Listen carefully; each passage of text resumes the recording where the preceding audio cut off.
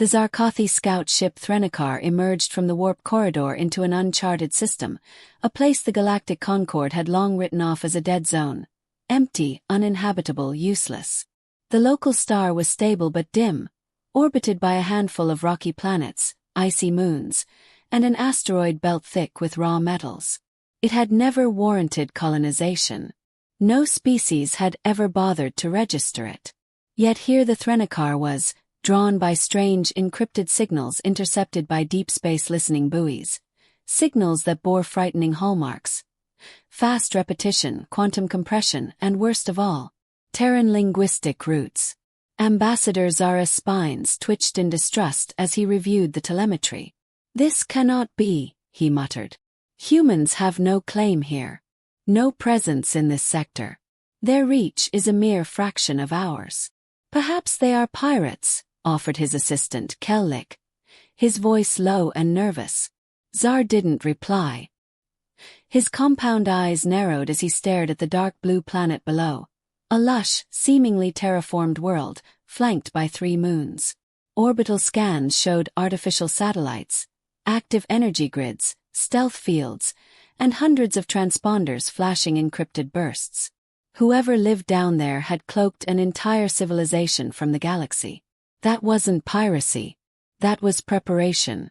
On the surface, Governor Elena Marquez stood before a wide glass viewport in Citadel Primus, the central command tower of Haven, the capital city of the hidden human colony. The planet, simply named Astra, had been her people's home for nearly 3 centuries, though to the galaxy they were long-dead ghosts from a failed colonization attempt. Elena was 56, tall and commanding, with streaks of gray in her tightly braided hair. Her olive-toned skin bore the faint marks of radiation exposure from the early years of Astra's harsh environment. She had buried more people than she cared to count. She was no politician. She was a survivor. And now the galaxy had come knocking. Captain Ray Ortiz entered the command room, his military gait unshaken. "Zarkothi ship still in orbit," he reported. "They're scanning us. Probabilities say they'll make contact within the hour." Elena didn't flinch. "We've trained for this." "We trained for an accidental encounter, Governor," Ortiz replied grimly. "This feels deliberate. Like they're trying to figure out what we are. They're about to find out." The Threnakar's hail came in a carefully encrypted transmission. "This is the diplomatic vessel Threnakar of the Galactic Concord. We request peaceful contact and cultural exchange with the local human presence. We mean no harm." The humans responded not with voice or video, but with a single data stream. It contained a precise transmission back, a language-agnostic visual demonstration, maps of the system, orbital control signatures, and a simple phrase displayed in galactic standard. "You are entering sovereign territory. Identify all intentions. Maintain distance." Zurus Chiton clacked with irritation. "Rude," he said. "They've claimed the entire system," Kellick murmured. "They've terraformed it," Zar growled. "Without Concord approval. Without aid. Without even notification. What shall we do, Ambassador?" Zar hesitated. He wanted to deploy a probe, but scans showed the humans already tracking them.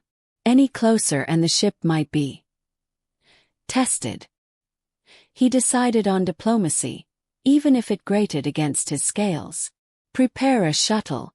I will descend myself." The delegation shuttle descended toward the human orbital station. As it neared the docking bay, strange pulses jammed half its instruments, not harmful but clearly intentional. When the bay doors opened, 6 humans stood in pristine vacuum armor. Their rifles weren't pointed, but weren't holstered either. Everything was designed to project one message. "We are not afraid of you." Elena stood at the front, helmet off. "Ambassador Zar.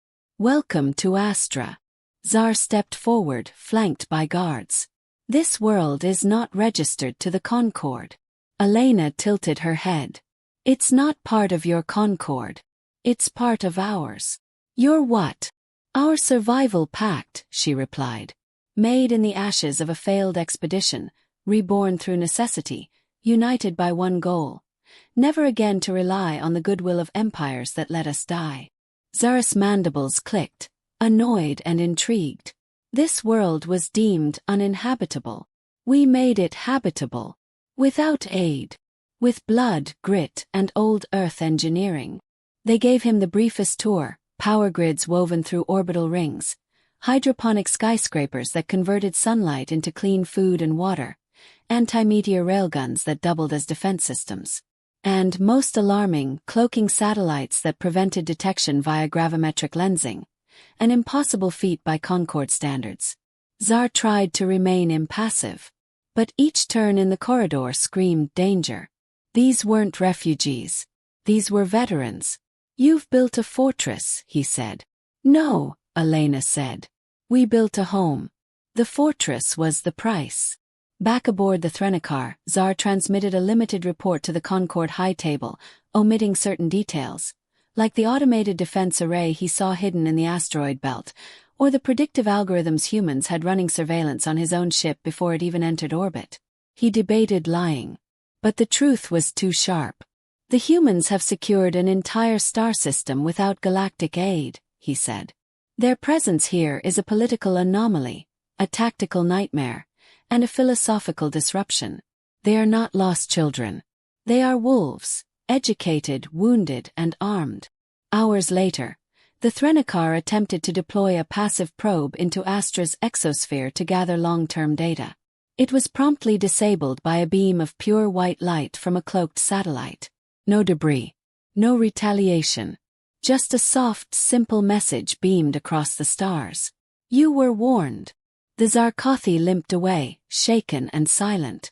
Governor Elena Marquez sat in the central chamber of the Citadel that night, sipping a recycled whiskey her grandfather distilled in the first generation's Habdome. Ray Ortiz sat beside her, checking scan reports. "So," he said, "they know we're here." Elena nodded. "They'll talk. Then they'll panic. You think they'll try to take it from us?" Elena looked out the viewport toward the endless stars, the orbital rings gleaming faintly in the void. "They'll try something. Doesn't matter what. We ready." She smiled. It was hard and tired but real. "Ray, we've been ready for 300 years. Chapter 1 Recap, HFY Highlights. Humans adapt and terraform a hostile star system in complete isolation. They develop stealth tech, orbital defenses, and sustainable cities without alien aid. Aliens attempt first contact but are met with caution and tactical dominance. Cultural clash. Aliens are bureaucratic and arrogant. Humans are hardened, pragmatic survivors. Strategic mind games begin. Humans subtly demonstrate superiority without open violence. Emotional tone. Pride, tension, hard-earned dignity, and foreboding. The Galactic Concorde did not take the discovery of the hidden human colony lightly. The news rippled through bureaucratic halls and starship decks alike. A system long deemed barren, now secretly ruled by humans thought extinct. The political fallout was immediate, with alarmed factions debating the colony's fate: assimilation, containment, or destruction. Meanwhile, in orbit above Astra, a sleek diplomatic fleet had arrived, a mixture of scientific vessels, warships, and cultural envoys. The flagship emissary floated silently beside Haven's orbital station, a stark contrast to the rugged human installations. Ambassador Tsar was back, this time in full regalia, tasked with forging a peaceful path or, failing that, finding a solution to the human problem. A diplomatic tightrope. Governor Elena Marquez stood on the observation deck of Citadel Primus, flanked by Captain Ray Ortiz and Lieutenant Asha Kim, their top engineer and cyber warfare specialist. "We give them one chance," Elena said, voice calm but firm. "We open the gates, let a small delegation aboard, and show them what we've built. But on our terms." Ray nodded. "We'll show strength, not weakness." Asha tapped her datapad. "I've started reverse engineering their fleet's sensor logs. If they want to play games, we'll be ready." Hours later, the Concorde delegation's shuttle docked in the main bay. Elena greeted Ambassador Tsar once more, this time in the formal meeting chamber, A wide room with polished steel walls and illuminated holotables. The humans began their controlled presentation. Lieutenant Kim guided the visitors through the colony's major achievements: the orbital solar arrays providing sustainable energy, the atmospheric processors that purified Astra's once toxic air, and the automated farms producing food for millions. Each display was meticulously curated to impress, but more importantly to warn. Surprise and suspicion. Ambassador Czar, though visibly impressed, maintained a veneer of skepticism. Your technology is advanced, but how do you explain the rapid development in such isolation? Your communications were silent for centuries. Elena smiled faintly. We survived through innovation and necessity. No aid came, we had to adapt or perish. You assume the galaxy's guidance is a birthright. We prove it's earned. Captain Ortiz stepped forward. We developed our own faster-than-light communications and defense systems, including AI-driven tactical simulations. Our military doctrine relies on unpredictability, something your fleet won't anticipate. The room fell silent. Several Concord officers exchanged uneasy glances. Kellick, one of the junior Zarkothi envoys, whispered, "They're not just surviving. They're preparing." Behind closed doors. While the public meetings proceeded with cautious diplomacy, back-channel whispers churned in the halls of the emissary. The high table convened urgently. "We cannot allow this colony to remain independent," argued General Vacanale, head of the Concord's military faction. "They flaunt our protocols and challenge our supremacy. We must neutralize the threat before it grows." Ambassador Czar hesitated, recalling the humans' fierce defense of their home and their uncanny tactical edge. An overt attack risks war. They have weapons and systems we do not fully understand.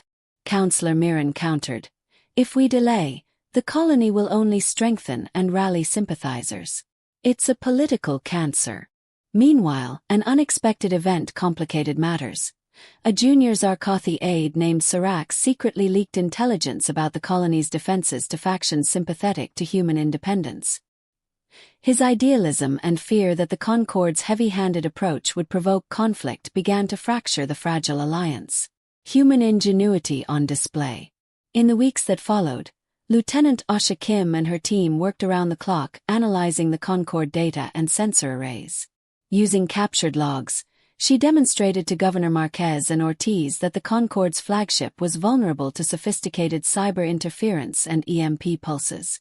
The humans' own drones, distributed stealth platforms in the asteroid belt, were capable of overwhelming the Concord's surveillance net.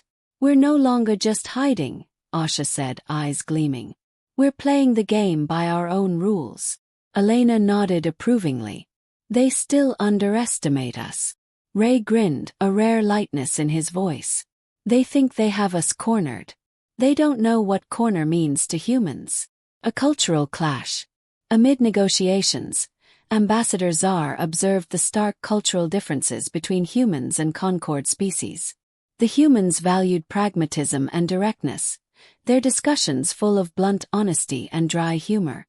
Elena remarked to him once, "Your people spend hours debating protocols while we spend days surviving. The galaxy thinks it's a race of logic. We prove it's a race of will." Czar, ever the diplomat, found himself begrudgingly admiring the humans' resilience and ingenuity. Yet his pride held firm. He could not publicly concede they were anything but a problem. Rising tensions. Unknown to the humans, a faction within the Concord began pushing for a preemptive strike to contain or eliminate the colony. Misinformation campaigns leaked false rumors of human aggression to stir panic in other species. Elena and Ortiz sensed the tightening noose. "Every move we make they counter," Ortiz said during a briefing. "We need to show them we're not just a backwater colony." Elena's jaw hardened. "We will. But not yet. We hold our cards close. The galaxy still thinks it's their game." Humor in defiance. In quieter moments, the humans found ways to cope. During a simulation exercise, Ortiz joked, "If the Concord thinks they can predict us, they've clearly never played poker with a human." Asha laughed. or survived a power outage during a Martian sandstorm. Their camaraderie was palpable, a bond forged through hardship and shared determination. Closing of Chapter 2.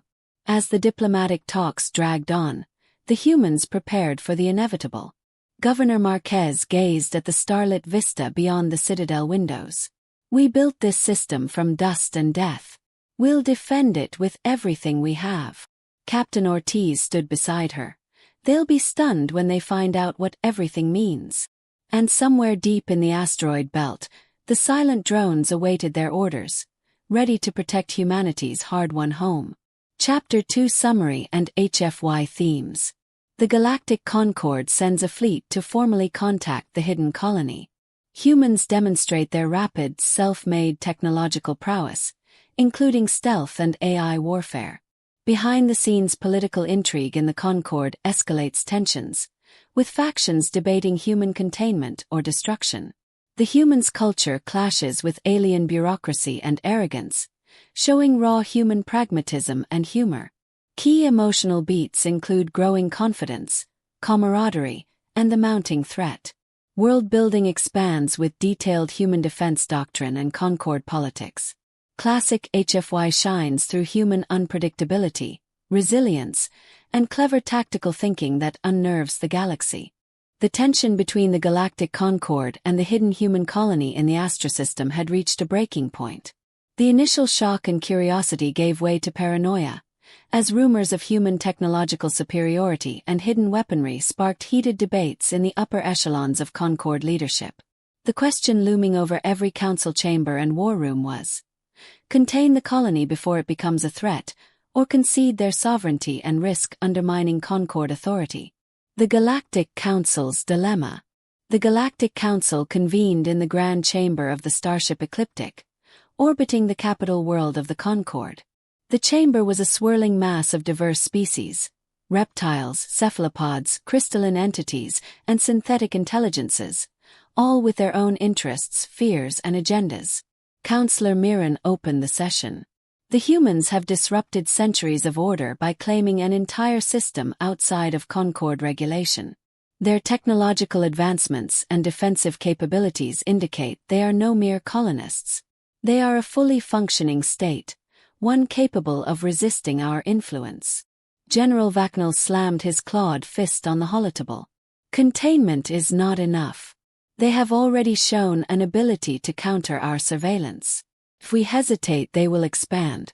We should prepare a surgical strike to dismantle their orbital defenses and cripple their fleet. Ambassador Czar, his antennae twitching in thought, replied, "A strike risks full-scale war. Their unpredictability and home terrain advantage make them a formidable foe. I recommend intensifying diplomatic pressure while probing their weaknesses." A heated debate ensued. Voices rising, threats whispered, alliances shifting. Meanwhile, hidden factions began to mobilize covert operations aimed at sabotage and misinformation, further clouding the possibility of peaceful resolution. Inside the colony, rising stakes. Back on Astra, Governor Elena Marquez received the intelligence leaks indicating a looming attack. Her expression was grim but resolute. "We knew this day would come," she said to Captain Ray Ortiz and Lieutenant Asha Kim in the command chamber. Ortiz tightened his jaw. "They'll try to cut our power grids first. Without energy, the colony's defenses collapse." Asha's eyes sparkled with grim excitement. "Then we give them a blackout they won't forget." The team initiated a multi-layered defense plan combining electronic countermeasures, AI-controlled drones, and kinetic interceptors hidden deep within the asteroid belt. The colony's infrastructure was a labyrinth of redundancies, each system designed to survive or quickly recover from targeted strikes. A tactical masterstroke. As the Concord fleet gathered on Astra's doorstep, expecting an easy victory, the humans launched a daring gambit. Using covert satellites and hacked Concord sensor arrays, Lieutenant Kim deployed a cascade of EMP pulses timed precisely to disrupt the enemy's long-range communications and targeting systems. Simultaneously, human drones launched surprise attacks on Concord frigate's weak points, exploiting design flaws the Concord engineers never expected humans to detect. The emissary found itself fighting blind. "Captain Ortiz," Elena said during the battle, voice calm despite the chaos on the command deck, "their superiority in numbers means nothing if they cannot coordinate." Ortiz nodded. "We've turned their strengths against them. Now let's finish this." The human spirit shines. Amid the battle's fury, small teams of human marines carried out surgical strikes on Concorde boarding parties, relying on brutal close-quarters tactics honed from centuries of survival on a hostile world. Their unpredictable tactics baffled the invaders, who expected conventional combat. In one desperate encounter, Ortiz personally led a squad to reclaim a downed shuttle, fighting off superior numbers with a mix of guerrilla tactics, improvised explosives, and sheer grit. "Humans fight dirty," muttered a captured Concorde soldier later. "They're not just survivors, they're hunters." The turning point. After hours of fighting, Concorde forces were forced to withdraw. Their flagship emissary sustained critical damage, and several escort vessels were lost or crippled. Back in orbit, Ambassador Czar reported grimly to the High Council. "This colony is not only prepared, they are superior in adaptability and tactics. We underestimated them." Councillor Mirren's face was hard. "What now? Can we risk peace with a faction that so openly defies the Concorde?" Z's voice was low. "We must negotiate from a position of strength or accept that we face a new power in the galaxy." An unexpected offer. Governor Marquez reached out through secure channels to the Council, proposing an unprecedented treaty: recognition of the Astra system as an independent human nation in exchange for peaceful coexistence, trade, and mutual defense agreements. The galaxy was stunned. "Elena Marquez," said Councillor Mirren during the tense negotiations, "you ask for recognition as an equal. Why should we trust a colony that hid for centuries and built weapons capable of defeating our fleet?" Marquez's reply was simple but powerful. "Because we survived where others failed. Because we refused to be erased. And because the future belongs to those who adapt, not those who cling to old empires." Themes of resilience and camaraderie. The negotiations revealed the deep humanity behind the colony's tough exterior. Captain Ortiz confided to Elena, "We're not just fighting for land. We're fighting for our right to exist on our own terms." Lieutenant Kim added, "Every engineer, every soldier, every civilian here is part of this victory. It's not just technology, it's spirit." Their camaraderie and mutual respect stood in stark contrast to the cold bureaucracy of the Galactic Concorde. Closing of Chapter 3. The Concorde hesitated. The old order was cracking. The galaxy had never seen a colony so fierce, so unapologetically human. The hidden colony had forced a reckoning, a choice between accepting a new player or fighting a costly war. Governor Elena Marquez stood on the observation deck once again, looking out at the stars. She whispered to herself, "They wanted to contain us. Instead, we've become the galaxy's new reality." Captain Ortiz approached, smiling. "Ready for the next round?" Elena smiled back, eyes gleaming with resolve. "Always."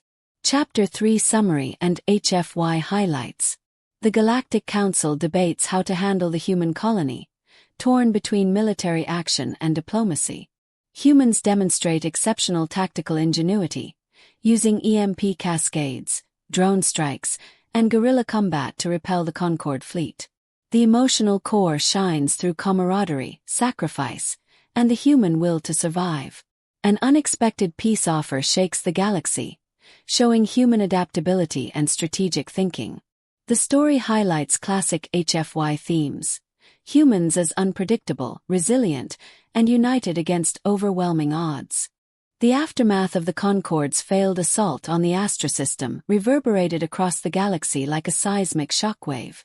The hidden human colony had not only survived, it had decisively beaten back the Empire's mightiest fleet and forced the Galactic Council to reconsider its entire stance on humanity. No longer was humanity a footnote or an ancient myth. It was a rising star, stubborn and unyielding, demanding recognition. The Council's reckoning. The Galactic Council convened again, but this time the atmosphere was different: tense, uncertain, and infused with grudging respect. Counselor Mirren addressed the chamber. We face an unprecedented reality. A human power technologically advanced, strategically brilliant, and fiercely independent. The question now is whether we fight a losing war or embrace a new ally. General Vekal, scarred and weary from the failed campaign, grunted. They have shown us the cost of war. Perhaps diplomacy is the wiser path. But make no mistake, any betrayal, any act of aggression, will be met with overwhelming force. Ambassador Czar stood, his voice steady. We propose a formal treaty recognizing the Astra system as a sovereign human nation. In return, humanity will commit to galactic law, peaceful coexistence, and technological cooperation. Whispers filled the chamber. Some saw this as a humiliating concession. Others saw opportunity. The human delegation's arrival. Governor Elena Marquez, Captain Ray Ortiz, and Lieutenant Asha Kim prepared for their first official visit to the galactic capital, a place they had only heard of in stories and diplomatic cables. As they descended from their Starship Liberty's torch, they were met by a crowd of curious species, reporters, diplomats, and military personnel. The galaxy was watching. Elena's speech was broadcast live across multiple systems. We are not conquerors. We are survivors, innovators, and friends. For centuries, we hid not because we feared the galaxy, but because we feared losing ourselves. Today, we stand ready to join as equals, not as subjects, not as rebels. Cultural exchange and mutual understanding. The weeks that followed were a whirlwind of meetings, scientific exchanges, and cultural showcases. Lieutenant Kim demonstrated human engineering marvels, modular AI systems, adaptive environmental suits, and self-repairing nanomaterials. Captain Ortiz shared combat doctrines emphasizing unpredictability and decentralized command. The Concord's diplomats were often bewildered by the humans' blunt humor and direct speech, but they admired the passion and camaraderie. Elena made it clear. We will never forget the cost of our independence, but we seek partnership, not dominance. A galactic shock, the humans' secret weapon. During a closed-door briefing, Elena revealed a surprise. We have developed the Sentinels, autonomous defense platforms buried in the outer asteroid belt. They monitor the system 24/7 and are capable of rapid deployment against threats. The room went silent. These aren't just drones, Asha explained. They learn, adapt, and coordinate. They turn the asteroid field into a fortress no fleet can penetrate without massive losses. This revelation shifted the balance of power. The Concord recognized that humans had achieved what no other colony had, a fully self-sustaining, militarily capable system, ready to defend itself without imperial aid. Philosophical clash. Order versus freedom. Ambassador Czar and Governor Marquez found themselves in a rare private conversation, discussing the future. Czar admitted, "Your people value freedom above order. That is dangerous in a galaxy that survived through hierarchy and rules." Marquez smiled, eyes shining. "Freedom is the engine of innovation and survival. Without it, your empire would have crumbled centuries ago." They agreed on one thing. Coexistence would be difficult but necessary. A galactic summit. The treaty signing. The climax of this new era came with the grand signing ceremony of the Treaty of Astra. The event was held in the Concord's Hall of Stars, a massive chamber with a holographic projection of the galaxy swirling above. As Elena signed, flanked by Ortiz and Kim, the galaxy watched. "This treaty does not mark the end of human struggle," Elena declared, "but the beginning of a new chapter. One where humanity takes its rightful place among the stars, not as subjects but as partners, innovators, and defenders of freedom." The crowd erupted in applause, some reluctant, others enthusiastic. An unexpected threat emerges. Just as hope blossomed, an urgent message arrived. A distant, unknown fleet, neither Concord nor human, was moving toward the Astra system at an alarming speed. Initial scans suggested a force far older and more advanced than any known species. The galaxy held its breath. Elena turned to Ortiz and Kim. "The galaxy just got bigger, and so did our fight. Human ingenuity meets the unknown. With limited time, the human colony mobilized quickly. Asha coordinated cyber defenses, hacking the alien fleet's preliminary scans and disrupting their sensor arrays. Ortiz led a rapid deployment force using stealth craft designed for hit-and-run tactics, exploiting the colony's knowledge of the asteroid belt and space anomalies. Elena coordinated diplomatic channels, seeking alliances with other species wary of this mysterious fleet. Themes of resilience and unity. The humans' response demonstrated the ultimate HFY spirit: adaptability, courage, and unity. They had risen from hidden exile to galaxy-shaking power in mere decades, and now faced an even greater test. The bonds forged in hardship, between soldiers, engineers, and civilians, became their greatest strength. Closing, the dawn of a new era. As the alien fleet closed in, the humans prepared not just for survival, but for a fight that would define their place in the cosmos. Governor Elena Marquez addressed her people. "We took a forgotten system and made it home. Now we will take the galaxy by storm, not with fear, but with hope, ingenuity, and the unbreakable human spirit." Captain Ortiz grinned, loading his plasma rifle. "Let them come. We're ready." Lieutenant Kim's fingers danced across her console. "We've got surprises they'll never see coming." And with the stars as their witness, humanity's hidden colony stepped into the light, no longer hiding, no longer bound by fear. They were ready to claim their destiny. Chapter 4 Summary and HFY Highlights. The Galactic Council reluctantly recognizes the Astra system as a sovereign human nation after military defeat and diplomatic pressure. Humans participate in cultural exchange, demonstrating their innovation, humor, and camaraderie. Revelation of the Sentinels, autonomous defense platforms, showcases human technological mastery. Philosophical clash between human freedom and galactic order deepens complexity. The Treaty of Astra marks a new era, but a mysterious alien fleet threatens this fragile peace. Human resilience, strategic thinking, and unity shine brighter than ever. The story closes on a hopeful, defiant note, highlighting classic HFY themes of perseverance, ingenuity, and unyielding spirit.